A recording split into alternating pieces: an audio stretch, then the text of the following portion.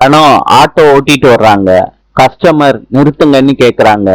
தனமும் நிப்பாட்டி அவங்கள ஏத்திட்டு போறாங்க. கஸ்டமர் சொல்றாங்க, அக்கா அந்த லெஃப்ட்ல நிப்பாட்டுங்க, நான் இறங்கிக்கிறேன். அந்த கஸ்டமரு சொல்லிட்டு பேக வச்சுட்டு ஓடிடுறாரு.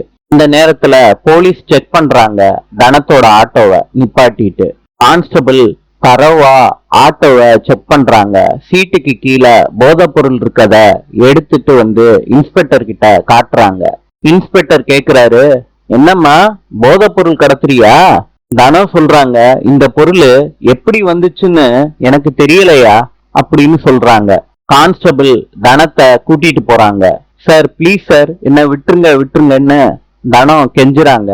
கேட்காம லாக்அப் ரூம்ல வச்சு தனத்தை அடிச்சு கேள்வி கேக்குறாங்க போலீஸ். போலீஸ் சொல்றாங்க, என்னடி என்ன மயக்கமான மாதிரி நடிக்கிறியா?